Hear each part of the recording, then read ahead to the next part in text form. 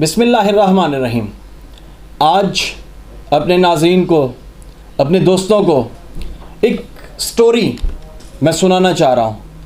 वो स्टोरी हो सकता है कि तख़य्युलाती हो, या हो सकता है किसी अच्छे राइटर ने वो लिखी हो, या ये भी हो सकता है कि ये वाक़या किसी के साथ पेश आया हो। इस तहरीर से किसी सियासी किरदार की ममासलियत महज इत्तफ़ाक़िया होगी। ख़ान साहब के कान में मुंशी ने आकर कुछ कहा और फिर बस। ख़ान साहब एक जलाल के साथ धाड़े, ओए उस धोबी के पुत्र की क्या जुर्रत कि ख़ान की बिरादरी के ख़िलाफ़ उठने वाले उम्मीदवार की हिमायत करे। ख़ान साहब का एक खुशामदी इलाके का कौंसलर बोला, ओ छड्डो ख़ान साहब, सारा शहर, सारा इलाका आपकी हिमायत कर रहा है, तो इस अकेले धोबी के पुत्र की क्या औकात। ख़ान साहब ने रऊनत से मूँछों पे ताव देते हुए एक आलीशान सोफ़े पे बैठे हुए पहलू बदल कर बोले, ओए हाँ यारा, बात तो तेरी ठीक है। इसका अब्बा सारी ज़िंदगी मेरा धोबी रहा है और कपड़े धो धो कर पहनाता रहा है। मुझे एक धोबी के पुत्र की भला क्या औकात। इलेक्शन का नतीजा सुनकर ख़ान साहब गुमसुम से बैठे अपने इर्द गिर्द मौजूद खुशामदी हवारियों को देखे जा रहे थे, और दूसरी जानिब ख़ान साहब के मुखालिफ उम्मीदवार के डेरे पर जश्न मनाया जा रहा था। सुबह ख़ान साहब ने प्रेस नुमाइंदों को साथ लिया और मुखालिफ उम्मीदवार के डेरे पर मुबारकबाद देने पहुंच गए। मुखालिफ उम्मीदवार भी इतना कम अकल नहीं था, सियाना था। उसने भी ख़ान साहब की इस चाल को समझ लिया और वो इस बात को समझ के अपने इलाके के लोगों के, यानी कि ये अपने इलाके के लोगों के जहन बना रहा है कि अगली दफ़ा इंतखाबात में कामयाबी हासिल कर सके। बहरहाल मुबारकबाद उसने पहल की और मुबारकबाद देने के लिए पहुंच गया। मुखालिफ उम्मीदवार ने बाहर आकर ख़ान साहब को सलाम किया तो कैमरों की रोशनियां जगमगा उठीं, जबकि ख़ान साहब का चेहरा उस कल के छोकरे की एक और शहमात पर बुझ सा गया। लेकिन सियासी मुस्कुराहटों के साथ चाय एक साथ पी गई और तस्वीरें बनवाई जाती रहीं। नौजवान जीतने वाला उम्मीदवार ख़ान साहब को उनकी गाड़ी तक छोड़ने आया। गाड़ी में बिठाने से कबल ख़ान साहब को कहा कि ख़ान साहब, आपको किसी से मिलवाना है। ख़ान साहब हैरान रह गए, किससे मिलवाना चाहते हैं।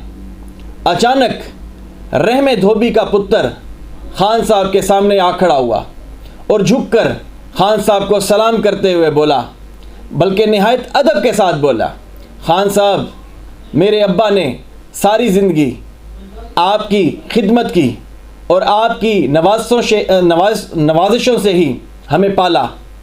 ख़ान साहब रहमे धोबी के पुत्र की बात सुनते हुए मूँछों को ताव देते हुए एक तकब्बुर के साथ मुस्कुरा रहा था।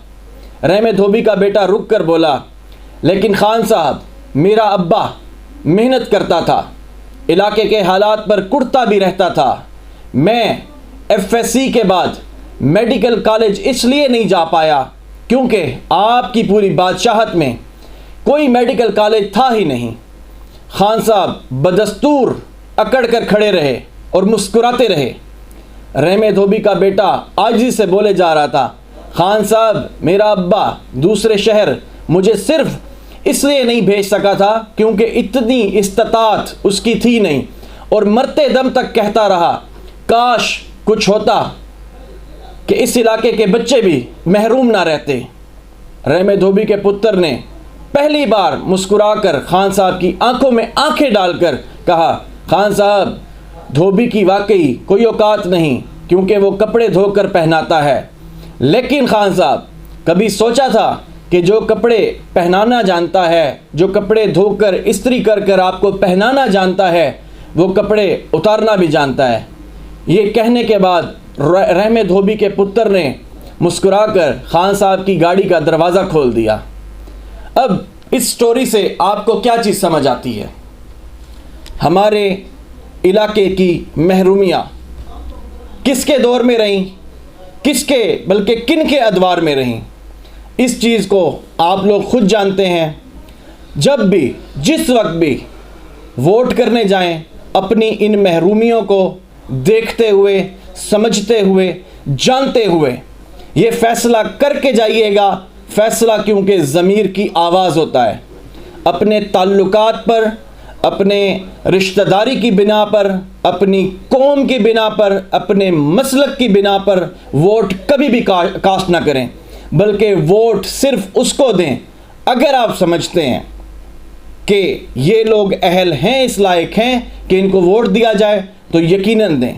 बहुत शुक्रिया, अच्छी उम्मीद और अच्छे यकीन के साथ कि इस बार जो भी कैंडिडेट आप इस शहर के लिए, इस हलके के लिए सिलेक्ट करेंगे, वो वाकई इस शहर का, इस हलके का खिदमतगार होगा। बहुत शुक्रिया, जज़ाकुमुल्लाह, खुदा हाफिज़।